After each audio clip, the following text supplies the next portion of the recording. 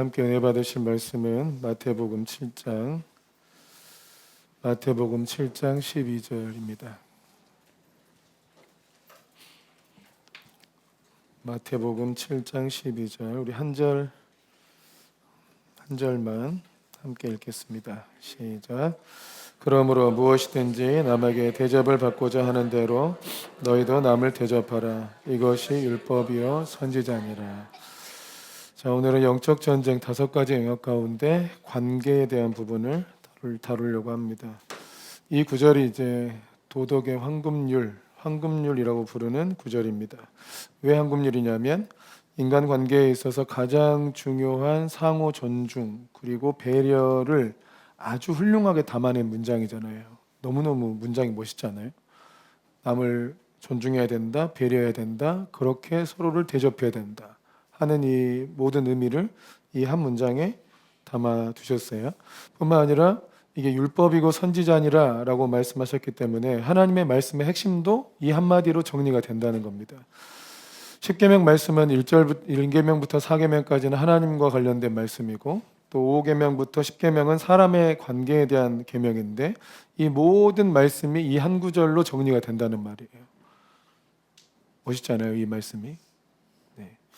하나님과 관계에 있어서도 남에게 대접을 받고자 하는 대로 너희도 남을 대접해라. 그러니까 하나님도 이 말씀에 순종하시겠죠. 그죠? 우리한테 하나님께서 요구하시는 게 있죠. 너희도 대접받고자 하는 대로 너희도 남을 대접해라. 그러니까 하나님도 우리를 대접해 주셨죠. 아멘. 하나님도 우리를 대접해 주셨어요. 어떻게 대접해 주셨어요? 하나님께서 대접받고 싶은 대로 우리를 대접하셨어요. 그럼 하나님께서 대접하고 싶은 내용이 뭐냐? 첫 번째 계명에 10계명의 첫 번째가 너는 나 외 다른 신들을 너에게 두지 말라. 너는 나와 너 사이에 아무것도 두지 말라라고 요구하셨죠. 하나님은 이런 대접을 받고 싶어 하세요. 아멘이십니까? 하나님께서는 나와 하나님 사이에 아무것도 있으면 안 돼. 아멘. 직통 계시해야 돼. 누가 직통 계시라고 이단이라고 그러는데 그럼 직통이지 뭐 사이드로 뭐 치고 나갑니까? 그러니까 하나님과 나 사이에 1대1로 정말 하나님과 나 사이에 아무것도 없는 정말 아주 배타적인 관계를 요구하신 거예요. 그죠? 그건 또 뭐냐? 하나님께서 또 우리를 아주 배타적으로 사랑하셨어요. 우리만 사랑하셨어요. 진짜 사랑하셨어요. 내가 너를 위해서 생명을 버렸다고 얘기했어요. 그래서 뒤에서는 다른 꿍꿍이를 갖고 있는 게 아니에요. 주님은 진실로 우리를 사랑하셨고 최고로 사랑하셨고 최우선순위로 사랑하셨어요. 심지어 아들의 생명을 버리기까지 우리를 사랑하셨어요. 그러니까 하나님의 우선순위가 우리한테 있어요. 하나님께서 먼저 우리를 그렇게 대접하셨기 때문에 우리에게도 그런 사랑을 요구하시는 거예요. 내가 너희를 이렇게 사랑했으니까 너희도 나를 사랑할 때 너와 나 사이에 아무것도 없게 해라. 너의 최우선순위가 내가 돼야 된다 라고 요구하신 것입니다. 아멘이십니까? 우리 로마서 5장 6절에서 11절 말씀을 한번 읽어보겠습니다. 시작. 우리가 아직 연약할 때 기약대로 그리스도께서 경건하지 않은 자를 위하여 죽으셨도다. 의인을 위하여 죽는 자가 쉽지 않고 선인을 위하여 용감히 죽는 자가 혹 있거니와 우리가 아직 죄인 되었을 때 그리스도께서 우리를 위하여 죽으심으로 하나님께서 우리에 대한 자기의 사랑을 확증하셨느니라. 그러면 이제 우리가 그의 피로 말미암아 의롭다 하심을 받았으니 더욱 그의 말미암아 진노하심에서 구원을 받을 것이니 곧 우리가 원수 되었을 때 그의 아들의 죽으심으로 말미암아 하나님과 화목하게 되었은즉 화목하게 된 자로서는 더욱 그의 살아나심으로 말미암아 구원을 받을 것이니라. 뿐만 아니라 이제로 화목하게 하신 우리 주 예수 그리스도로 말미암아 하나님 안에서 또한 즐거워하느니라. 우리가 아직 죄인 되었을 때 그리스도께서 우리를 위하여 죽으심으로 하나님께서 우리에게 대한 자기 사랑을 확증하셨다. 아멘이십니까? 하나님께서 먼저 우리를 그렇게 사랑하셨기 때문에 우리에게 그런 사랑을 요구하시는 게 합당한 겁니다. 그리고 또 우리에게도 그렇게 사랑하라고 또 명령하셨어요. 요한복음 15장 12절 14절 말씀에 보면 요한복음 15장 12절부터 읽어보세요. 시작. 내 계명은 곧 내가 너희를 사랑한 것 같이 너희도 서로 사랑하라 하는 이것이니라. 사람이 친구를 위하여 자기 목숨을 버리면 이보다 더 큰 사랑이 없나니 너희는 내가 명령하는 대로 행하면 곧 나의 친구라. 서로 사랑하는데 어떻게 사랑하라고요? 주님이 나를 사랑한 것 같이, 내가 너희를 사랑한 것 같이 너희도 서로 사랑해라. 그럼 주님이 우리를 어떻게 사랑하셨어요? 우리를 위해서 생명을 버리셨죠. 그럼 너희도 자기 친구를 위해서 자기 목숨을 버리면 이보다 더 큰 사랑이 없다. 내가 너희를 이렇게 사랑한 것처럼 너희도 서로 사랑해라. 아멘. 아멘 하기 쉽지 않은 말씀이죠. 네, 형제를 위해서 죽도록 사랑하라는 거예요. 죽기까지. 생명을 버릴 정도로 사랑하라는 거예요. 그러면 너희가 곧 나의 친구다. 이게 왜 가능하냐? 주님이 우리를 그렇게 먼저 사랑하셨으니까 그 사랑을 입은 자들은 이렇게 사랑할 수도 있다는 말씀이에요. 아멘이세요? 이게 아주 관계에 있어서 제일 중요한데 대접을 받고 싶은 대로 남을 대접하면 된다. 이러면 여러분 인간관계는 다 좋아집니다. 내가 대접받고 싶은 대로 남을 대접해. 내가 진실한 사랑을 원하면 다른 사람을 정말 진실하게 사랑하시면 돼요. 내가 상대방으로부터 존귀함을 받기 원하면 내가 그 사람을 진짜 존귀하게 대하면 돼. 친절하게 사람들이 나를 대해주길 바라면 내가 다른 사람한테 먼저 친절하면 돼요. 가는 말이 고와야 오는 말도 곱죠. 뭐가 다른 사람이 나한테 나쁘게 대한다. 그럼 나도 누군가한테 나쁘게 대하고 살아왔기 때문이에요. 내가 그 사람한테는 안 그랬지. 아니 그 다른 사람한테 했죠. 다른 사람한테 나쁘게 대하면 어떤 사람들도 나를 나쁘게 대할 수 있는 겁니다. 이 말씀이 진리잖아요. 아멘이세요?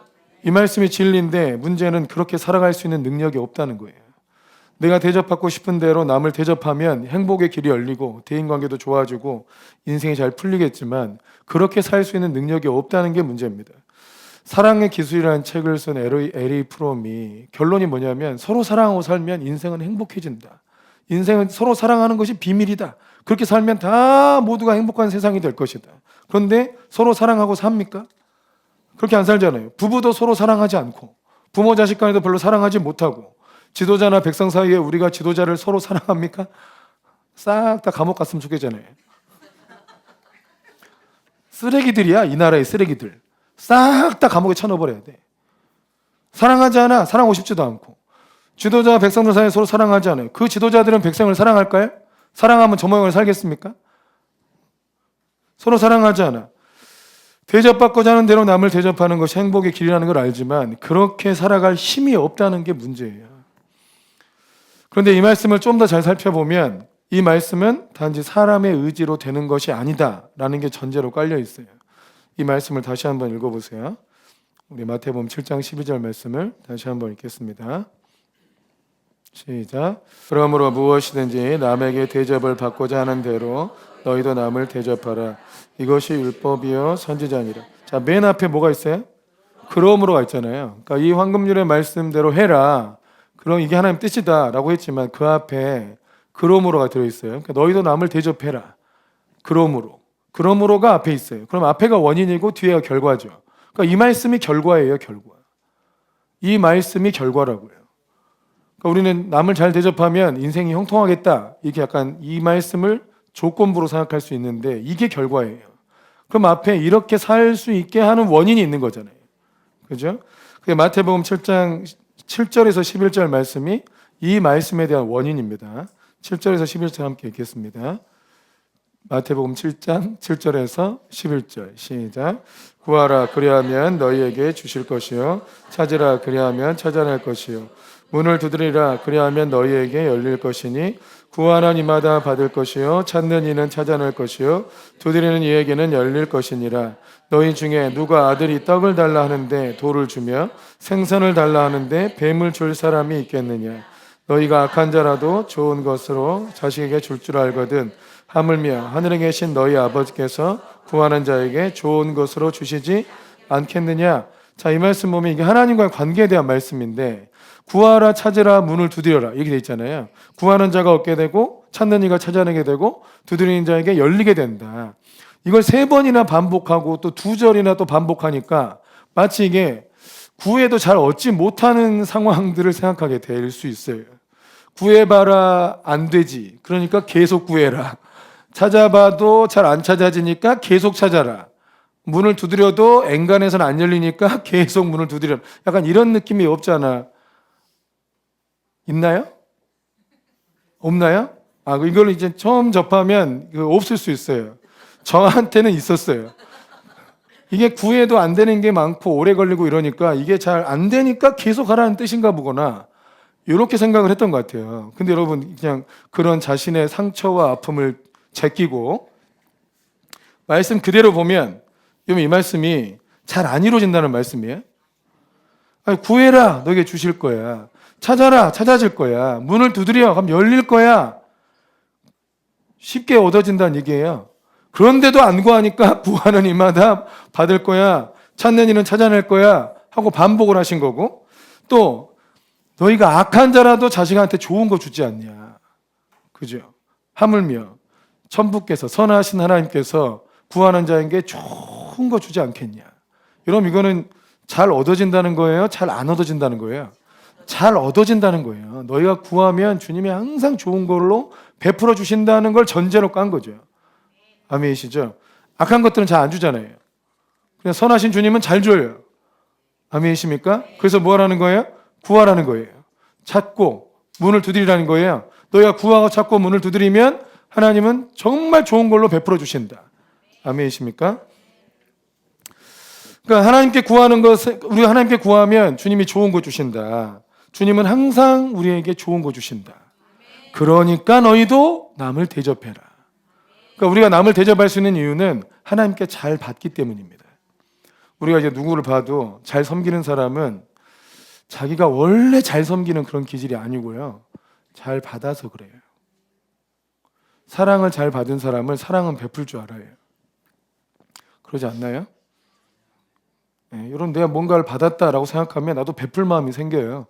내 삶에 하나님께서 내 삶을 책임져 주시고 항상 인도해 주시는구나 하고 여유가 생기면 다른 사람한테도 여유를 베풀 수 있거든요.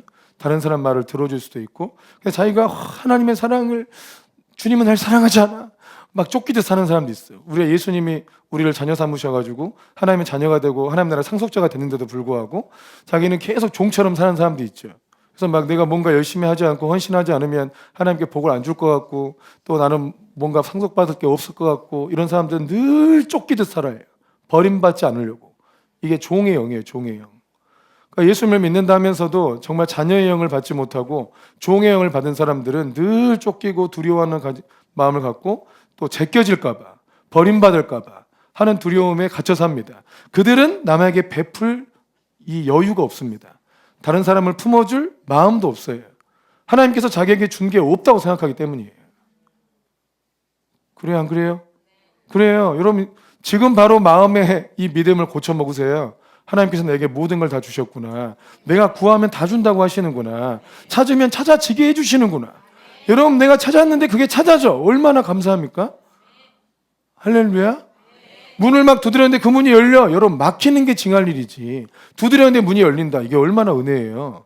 하나님께서 그렇게 해준다는 거예요. 특히나 이 세상 일로만 생각하면 이게 말씀 잘 적용이 안 돼요. 뭘 구하라는 얘기냐? 하나님 나라를 구하라고요. 하나님의 나라와 하나님의 의를 구하면 너희가 다 얻게 된다. 하나님께 구해라. 하나님 나라에 속한 것들을 다 구해라. 그럼 너희는 다 얻게 된다. 하나님이 하나님께 속한 걸 다 주는데 뭐가 너희 마음이 부족하냐 이거예요. 그래서 너희도 남을 대접해라. 아멘이십니까? 우리 마음에 기도할 때 기도의 주제가 너무 땅의 것에 치우쳐져 있으면 이 말씀이 잘 응답이 안 되는 것처럼 보여요. 하나님은 구하라고 하는 것을 하나님의 나라와 그의 의를 구하라고 한 거죠. 하나님의 뜻이 내 삶에 풀어지도록 역사해 주시옵소서. 그죠? 근데 우리 마음속에 저 집을 주옵소서, 저 직책을 주옵소서, 이러면 잘 안 될 수 있어요, 여러분. 그건 잘 안 될 수 있다고요. 그게 되기도 해요. 근데 잘 안 될 수 있어요. 또 혹은 막 이렇게 한 10살 먹은 애가 주여 100억을 내년까지 주옵소서. 이런 거 정신 나간 기도 아닙니까? 그 누가 주겠습니까? 악한 부모는 줄 수 있죠. 인생 망해버리라고. 정신 썩어버리라고 줄 수 있지. 근데 선하신 하나님은 그렇게 역사하는 분이 아니죠. 위의 걸 찾으라는 거예요. 여러분 하나님의 나라에 속한 것들을 구하는데 하나님이 안 줍니까? 그러니까 여러분 지혜를 구하세요. 그것도 아주 신령한 지혜를. 하나님의 경륜을 깨닫는 지혜를 주옵소서. 하나님의 부르심을 깨닫는 마음을 주옵소서. 하나님이 나를 얼마나 사랑하는지를 알게 하여 주옵소서. 여러분 이런 기도가 응답이 안 되겠습니까? 여러분 금방 주세요. 성령을 주옵소서. 아멘. 주의 사명 감당할 능력을 주옵소서. 주님을 더 가까이 하기 위해서 고난을 주옵소서. 아멘 소리가 3분의 1로 줄어버리네요. 고난을 좀 잘 통과해야 또 가까워지지 않아요?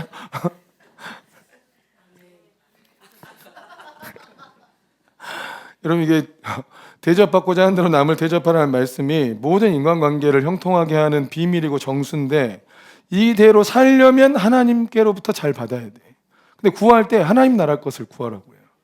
주님의 것을 구하면 은사가 얼마나 쉽게 오는지 몰라요. 여러분 은사 많이 이번 주에 많이 사역을 했는데 그 은사를 여러분 수고해서 받았어요? 여러분 숨만 쉬었어요. 예? 믿음으로 바라보고 숨만 쉬어도 은사가 와요. 하나님 나라 것이. 그잖아요. 우린 기도만 해도 하나님께서 은혜를 주셔. 여러분 이게 불 받고 막 이러는 게 스님들 3년 수련해야 한 번 될까 말까 한대요. 예? 뭔가 이렇게 불을 한번 통계가 있어요. 연구 보고서가 성령의 불이 한번 확 임할 때 이 효과가 스님들이 불 받는다는 얘기가 아닙니다. 불 받았으면 머리 다시 길었겠죠. 근데 불 받는다는 얘기가 아니라 그 스님들이 한 3년 정도 정신 일도 막 해가지고 이렇게 수련한 정도의 효과가 있대. 불 한번 받는 게. 이건 불 받으면 어떤 현상이 나타나냐? 세포가 이 세포들의 안에 그 전자들이 다 이렇게 세포 뭐야? 그래서 과학을 너무 안 했더니 잠깐 있어봐. 그 뭐죠? 아무튼 그 뭐 원자 있으면 그 안에 전자들이 있잖아요. 전자들이 돌잖아요. 이 도는 속도가 굉장히 빨라져요. 불 받으면. 근데 이게 굉장히 빨라지면 이게 빠른 게 젊다는 뜻이거든요.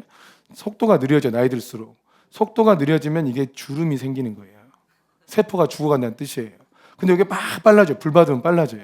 근데 굉장히 빨라지면 어떤 증상이 나타나냐면 이 전자가 빛을 냅니다. 이 전자가 굉장히 빨리 돌면 빛을 내요. 여러분 막 은혜 받고 이러면 얼굴에서 환하게 빛날 때 있죠. 있어요 없어요? 저도 그래요. 은혜 받으면 얼굴이 환하게 빛나. 세포가 막 빛나. 그거 못 먹어서 흑해진 거 말고 진짜 얼굴에 빛이 나. 막 은혜 받으면 얼굴이 환해진다. 그게 여러분 불 받을 때 성령의 불이 막 임할 때 세포의 전자들이 막 회전이 빨리 해가지고 밝아져요. 환해져요. 그리고 세포가 살아나요. 건강해지고. 아멘. 막 칼 대고 찢고 이러지 말고 불 받아요. 주름살 펴는 건 불이 최고야. 아멘이십니까? 자연적으로 내 안에서 불이 생겨. 그리고 치유도 잘 돼요. 세포가 살아나기 때문에. 그래서 여러분 우울증 환자들은 맨 앞에 앉아 있으면 다 치유돼요.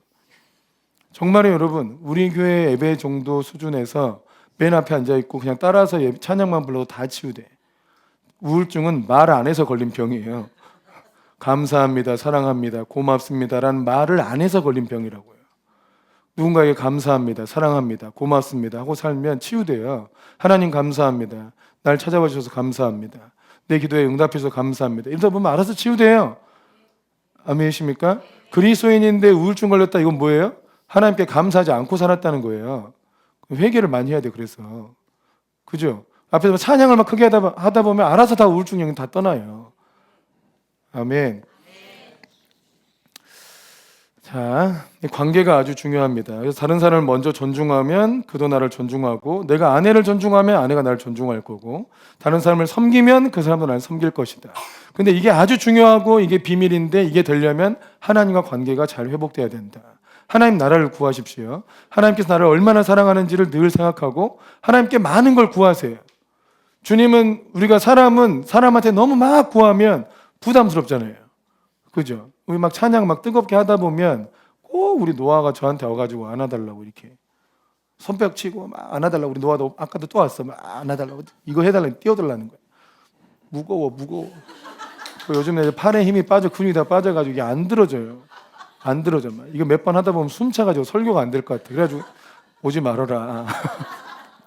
아빠도 애들이 와서 요구하는 당연한 요구가 부담스럽잖아요. 근데 하나님은 안 그래요. 부담스럽지 않아. 사람은 유한하지만 자원이 유한해. 근데 하나님은 무한한 자원을 갖고 있잖아요. 그리고 하나님은 우리가 그 하나님의 자원이 필요하다는 걸 너무 잘 알아요. 야, 너희는 내 자원이 필요해. 내 능력이 필요하고 내 지혜가 필요한데 왜 너는 구하지 않느냐? 그래서 구해라. 찾고 문을 두드리고. 아멘이십니까? 그래서 나는 하나님, 내가 하나님께로 받지 않고 내 힘으로 열심히 살아볼게요. 이게 교만이에요. 하나님과 나와 관계를 잘 알아야 돼. 나는 하나님의 은혜 없이는 못 산다고요. 하나님의 사랑 없이 못 살아요. 여러분 하나님의 사랑이 여러분한테 부어지지 않으면 바로 한잔 하실 분 많아. 옛 생각이 나면서 그냥 바로 주의 사랑이 안 느껴진다. 막 이렇게 비도 오는데 한 잔 찌끄릴까 막 이런 생각 막 들고 막 시원하게 맥주 해갖고 오라고 막 우리 청년들도 막 농구하고 축구하고 어디 또 그냥 어디 술 한잔 하러 걸치러 갈란가 몰라요. 또 우리 한나 또 어디 삔 뜯어가지고 막 이렇게 이 하나님의 사랑이 왜 갖고 있고 있으니까 그 짓을 안 하는 거예요 우리가. 여러분 우리는 하나님의 사랑이 없으면 악해져요. 우리는 사랑이 없으면 일이 때가 돼. 아멘이십니까? 이걸 기억해야 돼요. 그래서 하나님은 그게 무서워. 구하지 않아가지고 사랑을 못 받을까봐 그게 무서워. 그게. 그래서 계속 나한테 구해라. 내가 줄 테니까. 내가 찾아와라. 내가 다 찾아지게 해줄 테니까. 생명의 길을 구해라. 내가 생명을 줄 테니까. 오죽하면 주님이 자신을 첫 번째 뭘 하셨다고요? 예수님의 7대 선언에서 내가 떡이다. 먹어라 나를.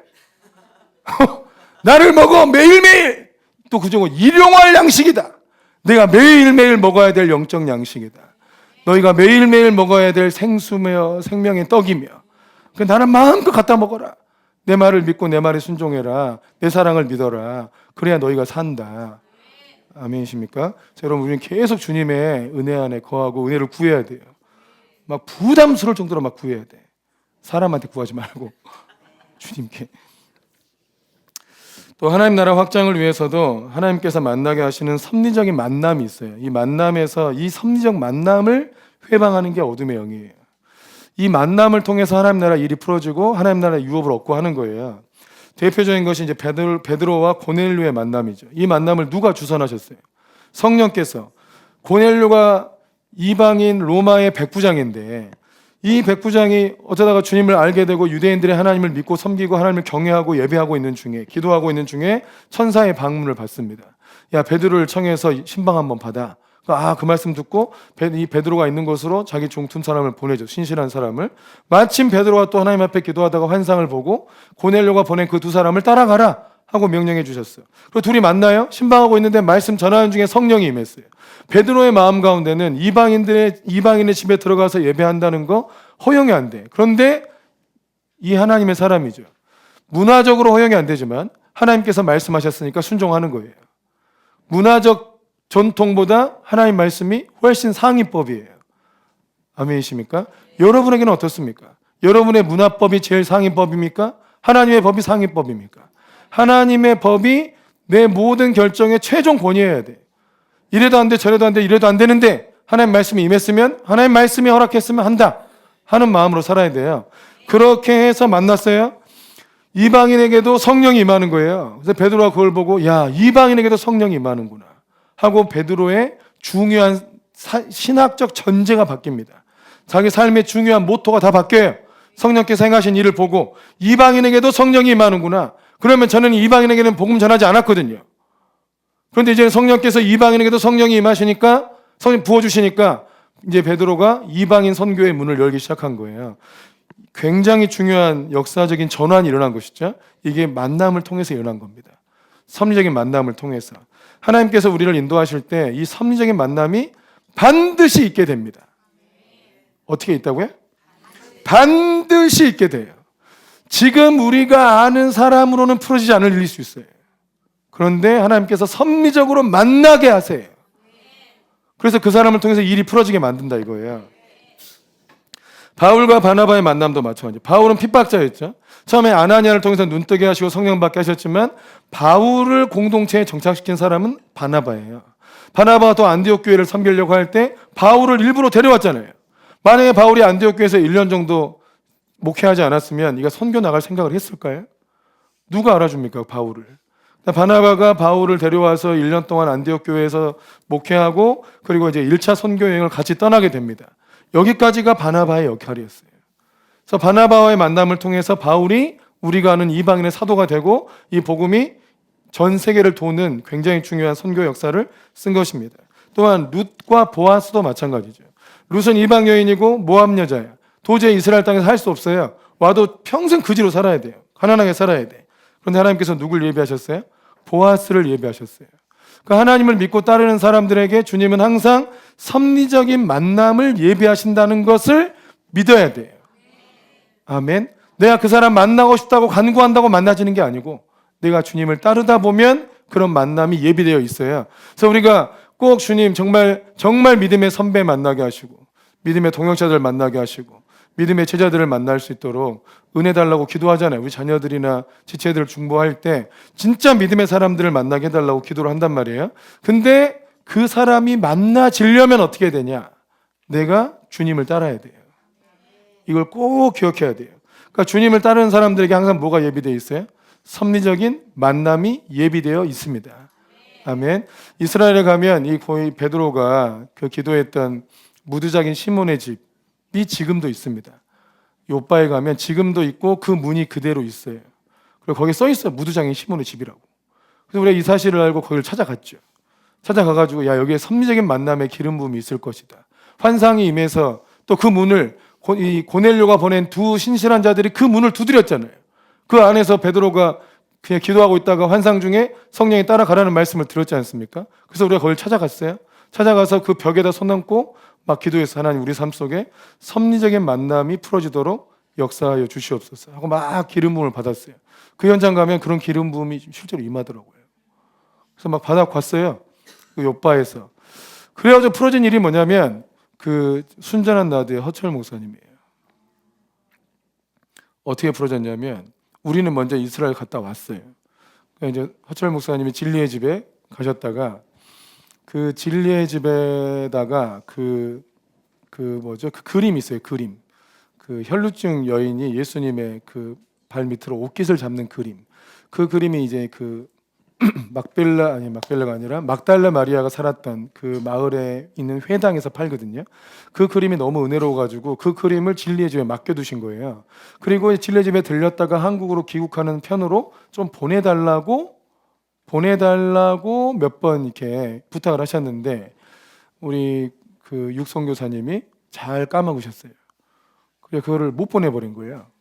계속 못 보냈다가 그거를 우리 편에 우리가 왔을 때 앞이 여러 번 다 까먹고 그 까먹어버리고 우리 편에 그걸 들려서 우리가 가져오게 된 거예요. 가져와서 이제 허철 목사님이 전화를 하신 거죠. 그 그림을 보내달라고. 그래서 네 알겠습니다 하고 이제 보내드리고 연락을 드려서 보냈다고. 그랬더니 허철 목사님이 갑자기 그 당시 5월 달인가 집회가 있는데 그 순전한 나드 집회에 좀 참여를 해라 하고 이제 얘기하셨어요. 근데 제가 그 말씀을 하나님의 음성으로 듣고 우리 성도들 한 10명 데리고 가서 딱 참여를 했어요. 원래 그 군산 집회는 목회자만 참여하는 집회였어요. 근데 거기에 일반 성도들이 다 지금 참여하고 있는데 그 문을 연 게 우리예요. 나는 목회자만 참여하는지 몰랐어요. 그래서 우리 성도들을 데리고 그냥 가버린 거야 그냥. 그랬더니 거기서 막 책도 나눠주시고 뭐 해주시고 막 이러면서 갑자기 그 집회의 주인공이 됐어. 왜냐하면 성도들 데리고 여러 명이 참여했으니까. 보통 한 교회에 목사하고 사모님만 오는 집회인데 그러다가 또 거기서 이제 이런저런 이제 그 집회를 계속 참여하게 되고 그러다가 우리 교회 불났을 때 찰리 샴프 목사님을 통해서 예언을 듣게 되고 그런 일들이 일어났던 거예요. 그래서 지금도 우리 청년들이 순전한 나들 가서 찬양 인도를 하게 되고 서로 좀 이렇게 서로 신뢰하는 좋은 관계가 형성된 건데 거기서 이제 섭리적 만남이 거기서 풀어진 겁니다. 하나님께서 뭔가 우리의 인도하심 속에 섭리적인 만남을 허락하시고 그 만남을 통해서 뭔가 영적인 유익과 하나님 나라 유업을 풀어내는 쪽으로 인도를 하시는 거다. 아멘이십니까? 하나님의 사람을 만나는 게 큰 축복인데 근데 잘못된 만남도 있어요. 요셉이 만약에 그 보디발의 아내가 유혹했을 때 넘어갔으면 어떻게 됐을까요? 큰일 났겠죠. 그런 유혹하는 여자들을 만나게 될 수 있어요. 정원아 조심해라. 또 이스라엘 백성이 40년 돌고 약속의 땅으로 가기 직전에 모압 왕이 이스라엘 백성들을 또 유혹해요. 시므온 지파가 유혹에 빠져서 바알볼이라고 우상 숭배에 가담하게 되죠. 근데 그 여기 다 미인계? 아무튼 그 여자들로 유혹하는 거야. 그 당시에 우상 숭배는 전부 성적인 문란한 행동을 하면서 그러면서 황홀경에 빠지는 그런 형태를 추구했기 때문에 다 우상 숭배에 빠지고 성적인 유혹에 빠진 거예요. 시므온 지파가 심판받고 처참하게 죽임당했어요. 그래서 시므온 지파 세력이 제일 많았는데 그 바알볼 사건으로 인해서 제일 적은 지파로 줄어들게 돼요. 다윗 왕이 밧세바를 봤어요. 하필 목욕하고 있는데 장면을 딱 봤어요. 우와. 그때가 언제였어요? 다 전쟁 나가야 되는데 다윗 왕만 혼자 안 나가고 저녁 즈음에 일어났어요. 여러분, 우리가 저녁에 일어나려면 몇 시에 자야 됩니까? 밤새 뭐하고 저녁에 기어 일어나가지고. 다윗 왕이 그런 사람이 아닌데, 전장에서 잔뼈가 굵어서 굉장히 용맹한 사람이고 신실하고 바쁜 사람인데, 이 사람이 아침에 안 일어나고 새벽에 일어나서 새벽 기도해야 될 사람이 저녁에 일어나. 그럼 그 전에 뭐 했다는 거야? 탱탱 좀 이렇게 방탕해서 좀 이렇게 잠깐 방탕했던 것 같아, 이 사람이. 정신 놓은 거예요. 그러니까 저녁에 일어나가지고 계속 이렇게, 그 당시 그 예루살렘 성이라는 게 2,000명 사는 성이에요. 2,000명 정도 사니까 2,000명이 누구냐? 다 이제 군, 장관, 장군들 이런 사람들만 거기 모여 산단 말이에요. 그들이 다 어디 갔어요? 전부 다 군대 지금 전쟁으로 나갔어요. 아람과 싸우려고. 근데 혼자 딱 일어나니까 아무도 남자가 없네. 또 남자가 아무도 없는 줄 알고 밧세바도 그냥 훤히 보이는 밖에서 샤워하시고 목욕하신 것 같아. 뭐 남자가 다 나가고 없으니까. 밧세바가 잘못입니까? 모든 여자가 잘못입니까? 아니, 그때 전장에 나가야 되는데 다윗이 나가지 않은 게 잘못이라고요. 그러다가 죄를 짓는 거예요. 그러다가 자기도 정신이 이렇게 안 좋고 이러니까. 여러분, 그러니까 남자들은 사명 감당해야 돼요. 자기 해야 될 일을 충실히 하는 사람이어야 돼. 이 성실함이 되게 중요해요. 안 그러면 죄 짓게 돼 있어요. 예? 밖에서 돈 벌어서 뭐 얼마가 됐든 가정에 갖다 줘야 돼. 그걸 안 하면 남자는 무조건 방탕해요. 어떻게 방탕해요? 무조건 방탕해요. 예? 돈을 많이 벌고 있는데 안 갖다 준다. 이런 무조건 방탕하려고 하는 거예요. 전후자 한번 얼굴 좀 봐보세요. 당신은 괜찮겠습니다. 이렇게 얘기하세요. 당신은 괜찮겠습니다. 얘기하라고요. 한 번 더 돌아 반대로. 안 그러면 죽는 수가 있어요. 이렇게.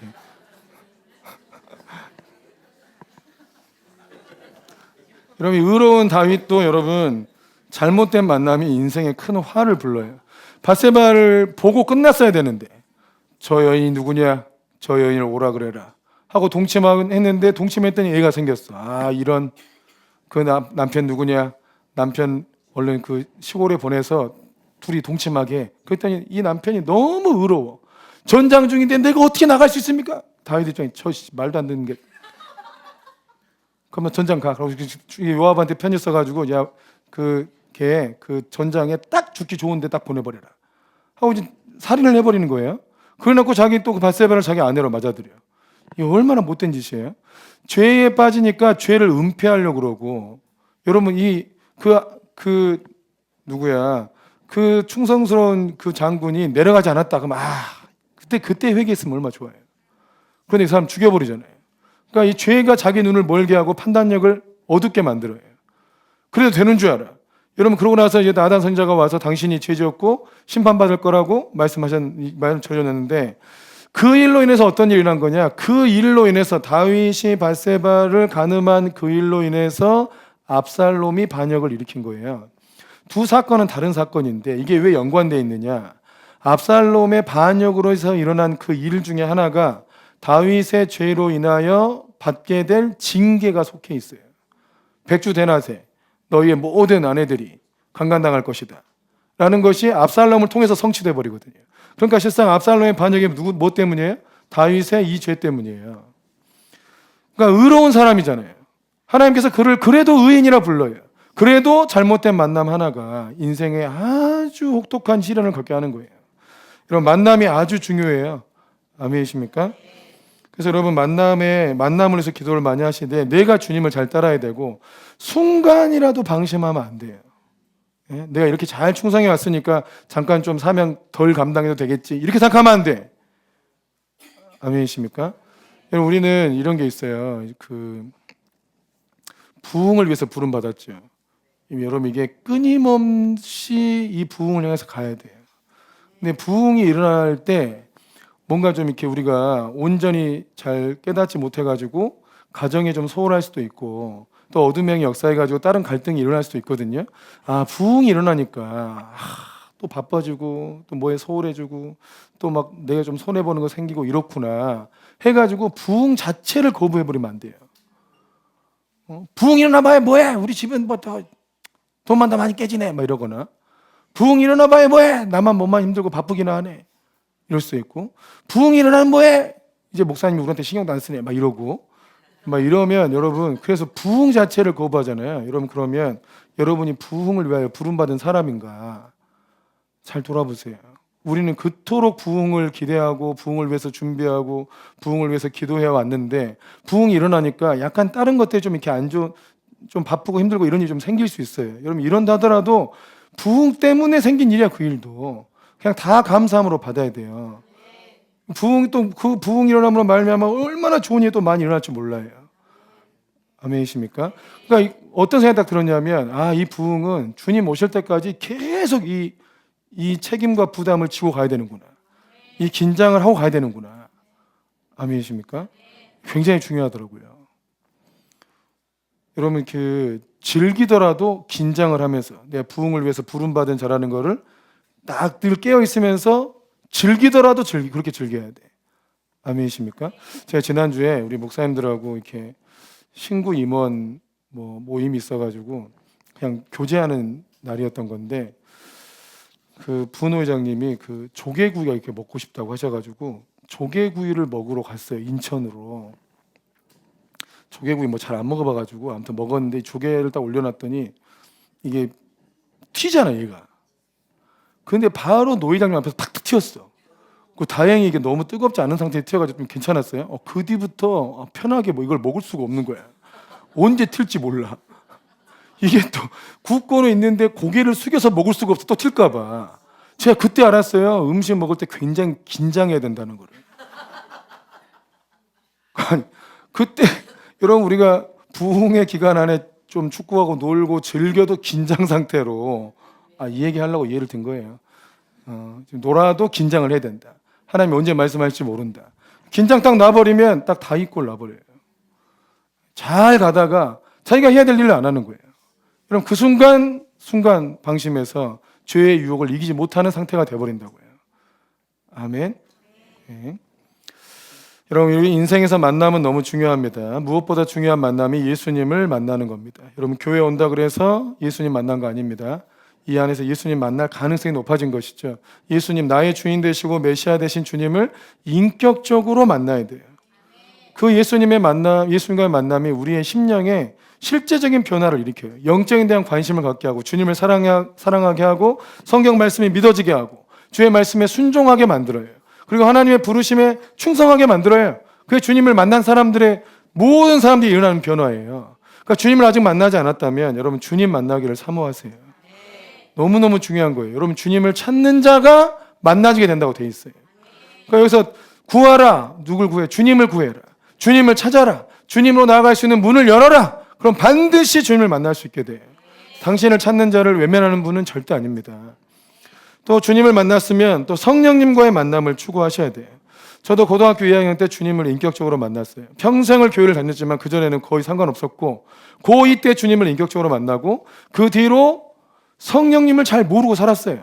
주님하고 교제하고 기도하고 주의 말씀대로 순종한다고 살았지만 실제로 성령님을 만난 건 대학교 졸업할 때쯤이에요. 대학을 졸업할 때쯤에 성령님을 만나보니까 이 기름 부음을 받아보니까 이 기독교의 세계라는 게 이런 거구나 하는 걸 알았어요. 예수님을 만나는 거에서 끝나면 안 돼. 예수님 만나면 전부 다 성령님을 만날 수 있어요. 아멘이십니까? 예수님을 믿으면 성령의 기름 부음을 다 경험할 수 있어요. 성령의 기름 부음을 경험해야 이 하나님의 능력 그리고 하나님의 나라 그리고 어떤 영의 세계 이런 것의 실제가 풀어지기 시작해요. 성령님을 만나야 종교적인 어떤 영에서 벗어날 수 있어요. 참된 자유에 이를 수 있어요. 하나님의 능력이 내 능력이 되게 하는 역사를 경험할 수 있어요. 그래서 여러분 성령님을 꼭 만나야 돼요. 여러분 이것도 인격적이에요. 내 예수님 영접했으니까 성령님이 내 안에 계시지 이러고 있으면 안 돼요. 그 얘기를 하는 게 아니니까. 내 안에 내주하시는 성령뿐만 아니라 내 위로 부어주시는 성령의 기름 부음을 받아야 된다는 얘기예요. 이럴 때 성령님을 만났다는 거예요. 아멘이십니까? 예수님 만났으면 성령님을 꼭 만나야 돼. 예수님 만나놓고 성령님의 기름 부음을 받지 않고 사는 것도 세상 안타깝고 불쌍한 거예요. 아멘이십니까? 꼭 성령의 기름 부음을 받아야 돼요. 아멘.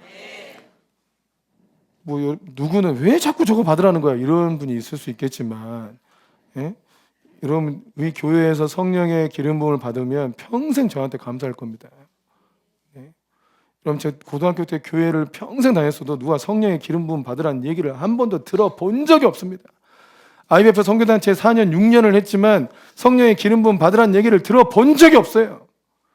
맨 마지막 수련회 때, 졸업하는 수련회 때, 이제 다음 주에 신대원 가야 되는데 맨 마지막 수련회 때 성령 세례, 성령 능력 받은 간사님이 와서 집회를 한번 해준 거예요.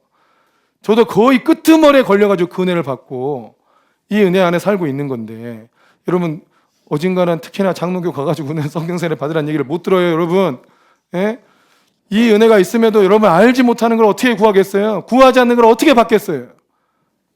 아멘이십니까? 성령 세례를 꼭 받아야 돼요. 성령의 기름 부음을 받아야 됩니다. 능력을 받아야 돼요. 뭔가 여러분이 구하는 대단한 비전들이나 하나님의 꿈들은 성령 세례 없이 이루어지지 않습니다. 성령 세례가 임해야만 이루어집니다. 성령 세례 받아야만 성취되는 일들입니다. 아멘이십니까? 재정적으로도 마찬가지예요. 뭔가 하나님의 여러분을 부르셨어요? 그 부르심을 여러분 우리 능력으로 갈 수 있을 것 같아요? 애초에 불가능한 일이에요. 애초에. 여러분 글로벌 메가처치를 우리가 노력한다고 됩니까? 애초에 불가능한 일이에요. 예? 뭔가 큰 계약이 막 우리가 막 노력한다고 될 것 같아요? 애초에 불가능한 일이라고요. 그러나 성령의 능력으로 가능한 일이에요. 더 큰 교회로 가자. 여러분 지금도 불가능해요. 우리는. 예? 지금도 불가능하다고요. 우리 모든 지체들의 총 자산만큼만 한 교회가 올 겁니다. 그러니까 불가능하죠. 이건 다 헌금할 일 하지 않을 거잖아요. 예? 모든 자산을 다 헌금할 사람 없잖아요, 여기에. 하나님만이 할 수 있어요. 근데 이게 성령의 기독교 역사를 보면 기독교 역사 안에서 세계 역사를 바꾼 사람들, 그 사람들은 전부 성령의 세례 받은 사람들이에요. 그게 비밀이에요. 그게 비밀이에요. 아멘이십니까? 왜 하나님을 의지하라고 하냐? 그래야 성령을 받으니까요. 어떻게 보면 모든 결론이 다 성령 받는 쪽으로 연결되는 거예요. 왜 자기 명체를 의지하지 말라고 하냐? 성령님의 지혜를 받아야 되니까. 다 성령의 세례하고 연관되어 있다고요. 아멘. 주님은 이거 주려고 오셨습니다. 십자가 지려고 오신 게 거기서 끝이 아니라 십자가 지신 것도 성령 부어주려고 십자가를 지신 거예요. 부활하신 것도 성령 부어주려고 부활하신 거고. 아멘. 그냥 기계적으로 아멘 하는 거 아니죠? 진짜 아멘 하는 거죠? 네? 그냥 옆에서 하니까 같이 따라서 자동적으로 아멘 나오는 거 아니야? 아니에요. 저 그럼 진짜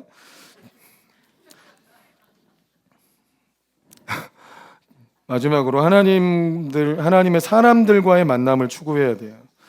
우리가 예수님 만나고 성령을 만나도 자기 만나는 사람들이 주로 마음을 많이 쓰고 있는 사람들이 하나님의 사람이 아닐 수 있더라고요. 난 놀라웠어요. 그것도. 여러분 하나님의 사람을 아는 방법은 아주 간단합니다. 그 사람이 나를 하나님께로 더 가까이 이끌어 주느냐. 그걸 보면 돼요. 내가 이 사람과 만나고 이 사람과 함께 뭘 하고 있는데 그게 나를 하나님께로 더 가까이 이끌어주고 하나님 나라의 세계를 더 많이 알게 해주느냐. 그가 하나님 사람이에요. 그냥 과거에 어쩌고 뭐 성공했고 어쨌고 다 필요 없어요. 뭐 성공해가지고 뭐 돈 벌게 해준다. 여러분 그게 하나님 사람이 아닙니다. 나를 하나님께로 더 가깝게 이끌어주는 사람이 하나님의 사람이에요. 아멘이십니까? 근데 어떤 한 사람이 어느 기간에는 하나님께 나를 가깝게 이끌었는데 좀 시간 지나니까 안 그래. 이럴 수 있죠. 그러면 그때 거리를 둬야 됩니다. 매정합니까? 아니 그래야 됩니다. 여러분 교회도 마찬가지인데 교회 왔더니 내가 하나님과 가까워진다. 여러분 그 교회에 올인하세요. 근데 이 교회가 가다 보니까 이게 이상해져가지고 나를 갑자기 하나님께로 멀게 만든다. 그럼 어떻게 해요? 그 교회와 거리를 둬야 되는 거예요. 매정한가요? 아니요. 그래야 되는 거예요. 이해되십니까? 교회가 더 이상 성도들을 주님께로 가까이 이끌지 못하고 있는데 왜 거기에서 시간을 버리고 있어요? 교회의 가장 중요한 기능은 성도들이 하나님 만나고 하나님 나라 안에 더 깊이 들어가고 하나님 나라의 유업을 얻게 해주는 것이죠. 아멘? 그냥 교회 머리수 채우면서 그냥 목사 성공을 위해서 여러분 존재하는 거예요? 그렇지 않잖아요. 교회는 구원하고 성도들을 하나님께로 이끄는 것이 주된 기능인데 그거를 교회가 못한다. 그러면 그건 교회가 기능을 못하는 거니까 그 교회가 있으면 안 되잖아요. 예? 또 성도들이 열심히 주님을 찾고 있는데도 그 교회 안에서는 주님을 더 깊이 못 만나고 있다. 그럼 그것도 교회를 있으면 안 되지. 자기가 있으면 안 돼. 교회가 사라지진 않으니까 자기가 교회를 떠나라고. 우리 교회가 만약에 성도들을 주님께로 더 가까이 못 이끌고 있다. 그럼 어떻게 해야 돼요? 교회를 떠나야 돼요, 여러분. 어디 헌부대로 가든지 뉴뉴 세부대로 가든지 딴 데로 가. 예? 교회 제일 괴로운 게 열심히 하고 있는데도 주님을 못 만나고 있는 성도들을 볼 때, 그럼 나는 무엇인가 이 생각하지 않겠어요? 내가 하나님의 종이 맞는가? 내가 하나님의 종이면 제일 전문적으로 잘하는 일이 주님을 찾는 성도들이 주님 만나게 해주는 일이죠. 그게 저한테 어려우면 목사를 하면 되겠어요? 그럼 문제가 있죠, 그거는. 근데 교회가 그 기능을 못하면 여러분 그 교회하고는 거리를 둬야 되는 거예요. 아멘이십니까? 저의 삶을 돌아보면 주님께서 저를 인도해 주신 하나님의 사람들이 늘 있었던 것 같아요.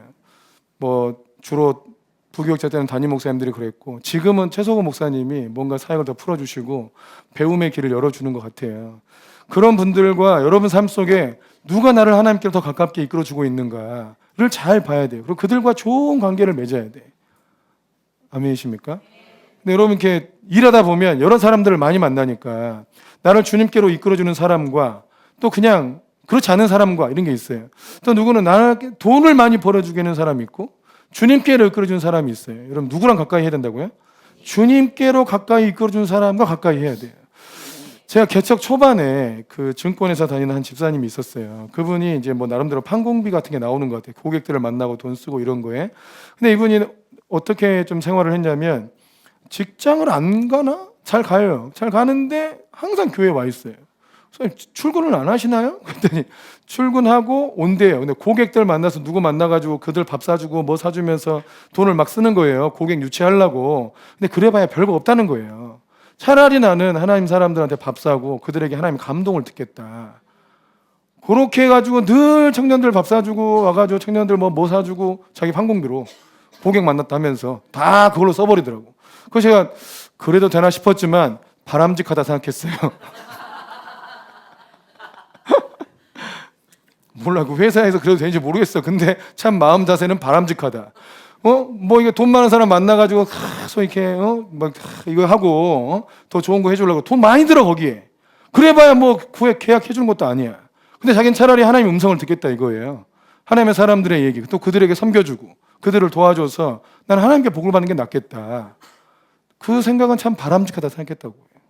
여러분 자기 삶 속에 여러분이 하나님이 제일 중요하면 나를 하나님께로 더 가깝게 인도해 주는 사람이 제일 중요하지 않습니까? 여러분 배우자를 구할 때 청년들이요, 나는 믿음만 있으면 다 돼요 그러면서 결혼하는 순간에 돈 보고 집안 보고 못 보고 하더만, 또 권사님들이 특히나 그러더만. 진짜 권사님들이 자식들 결혼시킬 때 믿음만 있으면 돼요 이러더니 그 집에 돈 하나도 없더라 막 이러면서 막 싸우고 어디서 이런 가난뱅이 데리고 앉아 싸우고 막 이런 사람들이 꽤 있더라고요. 따라해보세요. 입을 찢어야 된다. 네. 자녀들 결혼시킬 때나 또 청년들이 진짜 결혼할 때 하나님이 함께하는 사람인가를 꼭 보세요. 하나님이 함께하는 사람인가. 그거면 충분하지 않습니까? 그렇지 않아요? 아멘. 네, 웬만하면 이제 예화를 잘 안 들으려고 해요. 이렇게 별로 예화에 들어오는 걸 원치 않아서. 우리 사랑하는 우리 혜린 집사님, 예? 눈이 생기다 말았지만 그래도 볼 거 다 볼 수 있어요. 우리 동훈 집사님이 혜린 집사를 선택할 때 뭐 다른 장점도 많은데 딱 하나 있어요. 기도하는 거. 우리 혜린 집사가 기도 잘하거든요. 중보기도 은사도 있고. 야, 평생 나를 위해서 기도해 주는 아내다. 얼마나 고마운가. 그럼 동훈 집사가 제주도 많고 일도 잘하고 해가지고 또 뭐 이렇게 좀 잘 나가는 여자들을 좋아할 수 있죠. 좋아했었죠. 이제 신앙이 쌓이면서 하나님의 은혜가 임하면서 딱 보니까 야, 나를 위해서 평생 기도해주는 여인이 있다는 게 얼마나 귀하고 감사한가를 저보다 훨씬 더 많이 깨달은 것 같아. 저보다. 왜 웃으세요? 저도 엄청 감사해요. 우리 집사람에 대해서 엄청 고맙고 감사해요. 정말. 근데 그 전에 잘 몰랐어요.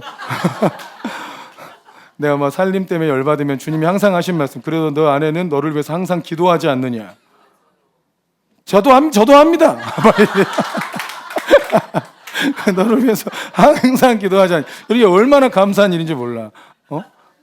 그래서 제가 이제 목사님들을 좀 이제 만나잖아요. 만나보니까 이게, 참, 저도 어떻게 보면, 나름대로 좀 이렇게 목사들 세계에서 좀 이렇게 그래도 사역을 잘하는 편이다라고 착각하고 살았던 것 같아요. 근데 이 목사님들이 사역 잘하는 분들이 굉장히 많더라고요. 굉장히 많은데, 교회가 이렇게 잘 안 풀어진 거예요. 그 중요한 원인 중에 하나가 사모 때문이에요.